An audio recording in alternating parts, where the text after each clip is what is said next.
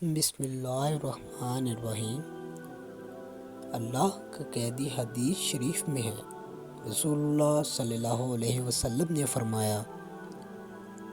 کہ بچہ جب تک بالغ ہوتا ہے اس کے نیک عمل اس کے والد یا والدین کے حساب میں لکھے جاتے ہیں، اور جو کوئی برا عمل کرے تو وہ نہ اس کے حساب میں لکھا جاتا ہے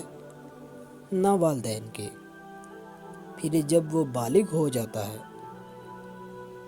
تو حساب اس کے لیے جاری ہو جاتا ہے،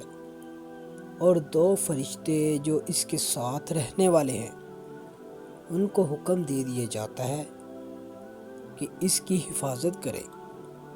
اور قوت بہم پہنچائے۔ جب حالت اسلام میں 40 سال کی عمر کو پہنچ جاتا ہے تو اللہ تعالیٰ اس کو 3 قسم کی بیماریوں سے محفوظ کر دیتے ہیں: جنون، جذام اور برس سے۔ جب 50 سال کی عمر کو پہنچتا ہے تو اللہ تعالیٰ اس کا حساب ہلکا کر دیتے ہیں۔ جب 60 سال کی عمر کو پہنچتا ہے تو اللہ تعالیٰ اس کو اپنی طرف رجوع کرنے کی توفیق دیتے ہیں۔ جب 70 سال کو پہنچتا ہے تو سب آسمان والے اس سے محبت کرنے لگتے ہیں، اور جب اسی 80 سال کو پہنچتا ہے تو اللہ تعالیٰ اس کی نیکیوں کو لکھتے ہیں اور گناہوں کو معاف کر دیتے ہیں۔ پھر جب 90 سال کی عمر ہو جاتی ہے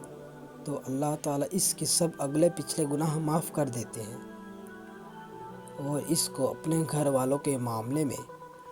شفاعت کرنے کا حکم دیتے ہیں، اور اس کی شفاعت قبول فرماتے ہیں، اور اس کا لقب امین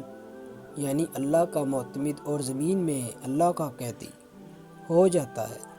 کیونکہ اس عمر میں پہنچ کر عموماً انسان کی قوت ختم ہو جاتی ہے،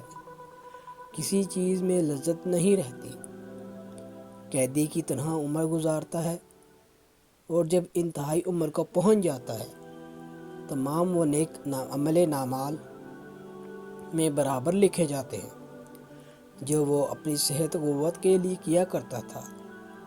اور اگر اس سے کوئی گناہ ہو جاتا ہے تو وہ لکھا نہیں جاتا۔